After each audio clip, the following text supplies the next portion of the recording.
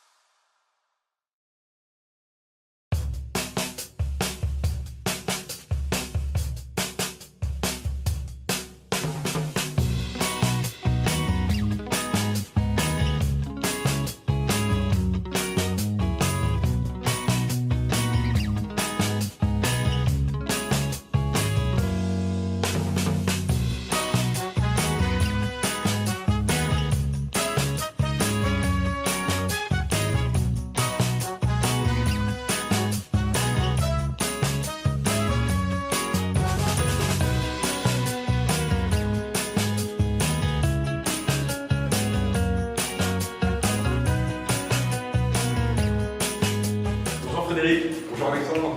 Comment vas-tu? Très très bien. Donc aujourd'hui on fait un petit atelier culinaire. Tout à fait sur en fait le thème du printemps avec ces jolis produits de proximité, le Cabor. Et donc on va travailler plein de produits de proximité ensemble sur le thème du printemps avec des produits frais, des choses à découvrir. Génial. On est parti. C'est parti.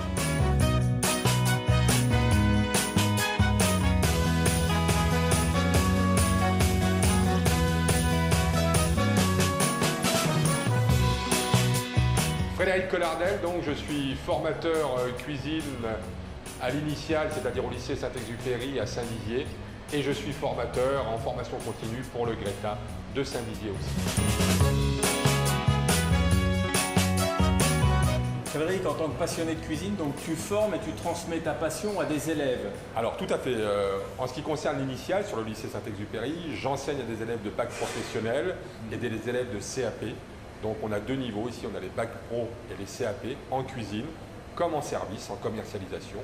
Et on travaille en binôme avec des professeurs de salle d'ailleurs, qui s'occupent d'un restaurant pédagogique où les clients, du client lambda, tous les jours peuvent venir déguster ce qu'on fait, ce qui nous permet d'avoir une certaine pratique pour nos élèves et de façon à avoir une réalisation journalière avec des clients extérieurs. Voilà, pour ça, on appelle le lycée. Il suffit d'appeler on le réserve. lycée, il y a un site internet, il suffit de taper directement sur le site internet du lycée. Et on a des livrets aussi à disposition des clients qui veulent se déplacer encore sur format papier, de façon à pouvoir réserver ce qu'on veut. Ouais, même la page Facebook du restaurant d'application. Tout à fait. Alors, il y a la partie élève et il y a aussi la partie transmission par rapport aux adultes qui Tout à fait, en formation continue, donc qui se fait avec le Greta, là, tout à fait, donc de Saint-Dizier aussi, où là je m'occupe en tant que formateur de la formation continue avec des adultes, donc sur généralement une requalification après quelquefois une perte d'emploi, une requalification parce que c'est des gens qui n'ont pas travaillé depuis un certain temps. Je veux dire, on a tout type de stagiaires et donc on les amène sur une année par contre, là, pas sur deux, contrairement à l'initiale. Sur une année, on les amène à l'examen en 9 mois, puisqu'ils ont des stages en entreprise qui sont équivalents à 3 mois en fait, et on les amène sur la réalisation du CAP au mois de juin, en attaquant au mois de septembre l'année d'avant. Donc sur une année, c'est ce qui se passe. Et en plus de ça, donc vous organisez en collaboration donc des ateliers. Alors ce qu'on appelle des ateliers culinaires, des cercles culinaires, donc avec cette fois-ci des personnes de l'extérieur qui veulent apprendre, des amoureux, des épicuriens de la cuisine qui ont envie de faire les choses et donc qui viennent assister à des cours qui durent en moyenne entre 3 heures et 4 heures et donc avec des thèmes différents chaque mois ou chaque 15 jours.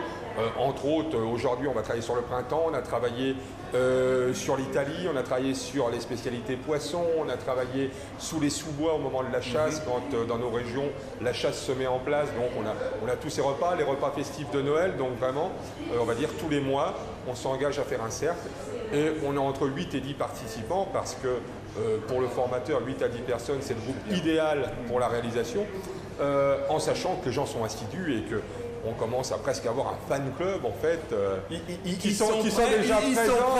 On va les accueillir et moi je suis impatient de découvrir le menu. Alors à tout de suite.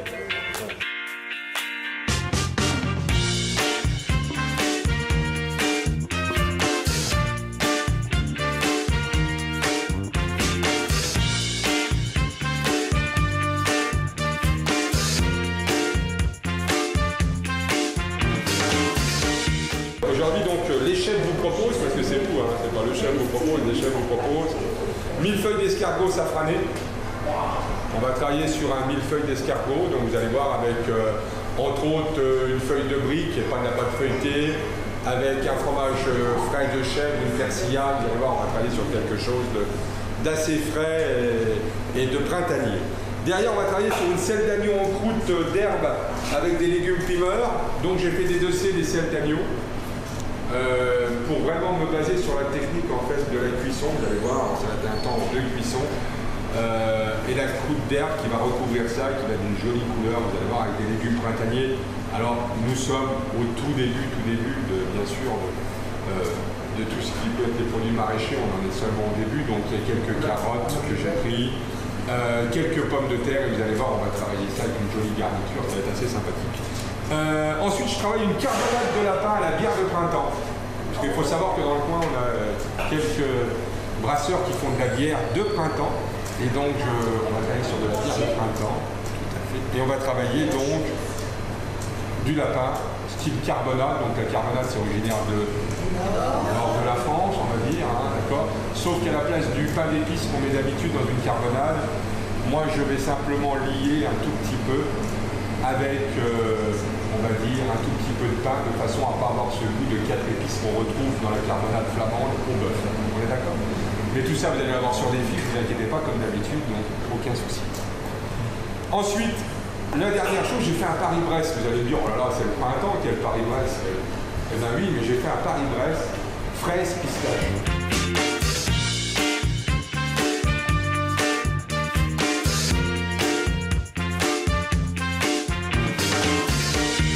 Monsieur Lazaro, merci de nous accueillir donc, au sein du restaurant d'application. On voit actuellement qu'à la télévision, il y a beaucoup d'émissions sur le thème de la gastronomie. Un jeune qui voudrait se lancer, quel type de formation on peut lui proposer au lycée hôtelier? Eh bien, au lycée Saint-Exupéry, on peut lui proposer une formation de CAP cuisine qui se fait en 2 ans, une formation de bac pro cuisine en 3 ans et une formation de bac pro CSR, commercialisation et services en restauration.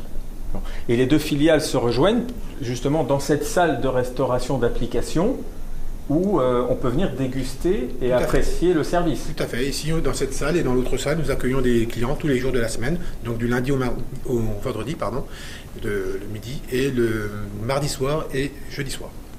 Et par rapport à ça, on appelle, on réserve. Je crois qu'il y a même une page Facebook, justement, on peut voir tous les menus. Voilà, tout à fait. On a sur notre site du lycée, on a l'ensemble des livrets de menus sur la page Facebook. Et naturellement, on propose aussi pour certaines personnes des livrets en papier.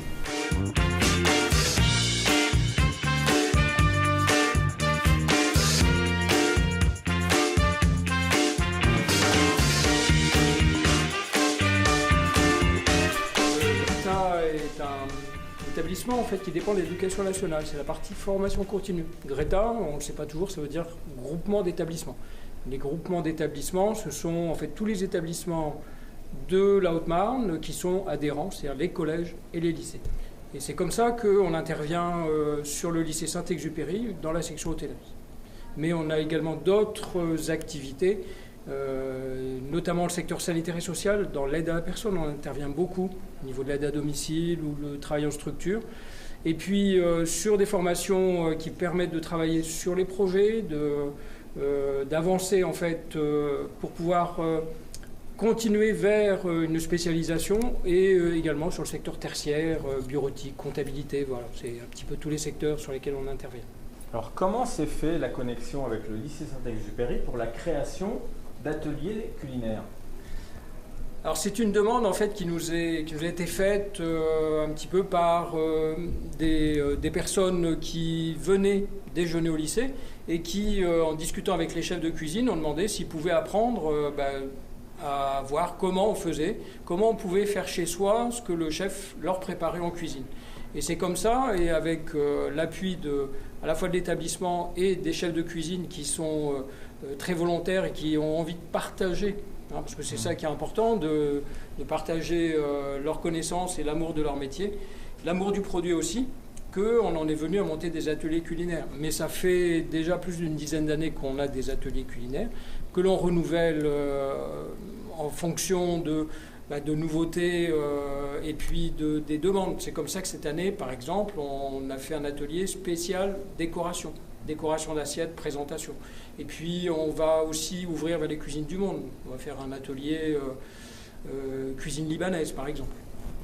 Donc voilà, c'est de là que c'est en ayant des clients qui sont les clients soit du lycée, soit de nos stagiaires, parce que nous, nos élèves sont des stagiaires qui sont plus âgés, hein, ça va aller de 20 ans à 50, 55 ans, des personnes qui se reconvertissent, mais qui accueillent une clientèle ici, qui sont servies par des personnes qui apprennent le métier, qui découvrent les produits, que les clients nous demandent ça, nous demandent à savoir, tiens, ça c'est bien, comment on peut faire ça, est-ce que c'est compliqué, et quand ils passent de l'autre côté, quand ils passent en cuisine, ils s'aperçoivent que c'est tout à fait réalisable, qu'il n'y a pas besoin de tant de matériel que ça, mais que par contre il faut beaucoup d'organisation, il faut beaucoup de temps pour quelque chose qui va se déguster, mais qui fera beaucoup aussi plaisir aux gens qui pourront le voir sur leur table. D'accord. Il y a la passion et aussi, c'est avant tout un métier aussi,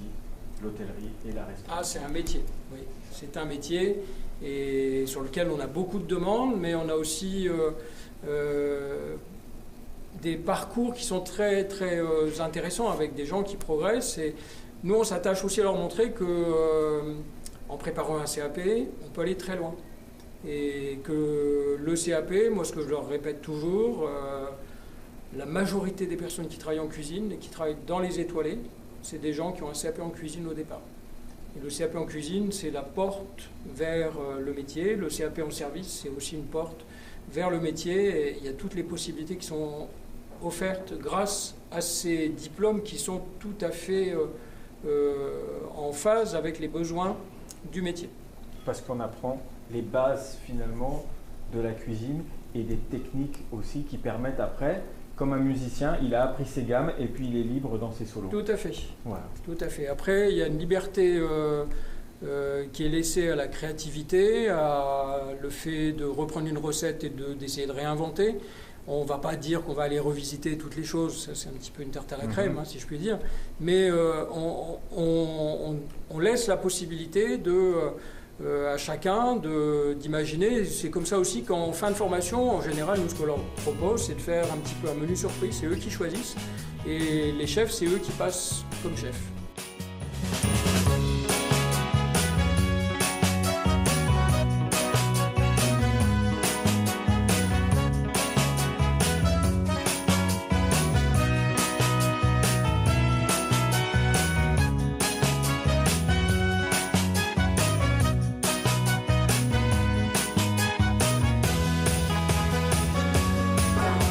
Frédéric, merci pour ton accueil, ce moment de partage autour de la cuisine.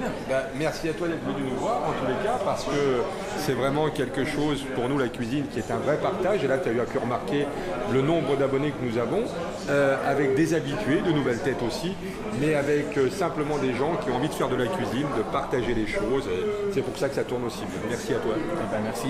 Se faire plaisir autour de bons produits locaux. Voilà la recette, possible, tout simplement, en mangeant avec des produits de saison en plus. Merci de votre attention et à bientôt pour un nouveau rendez-vous sur le grill.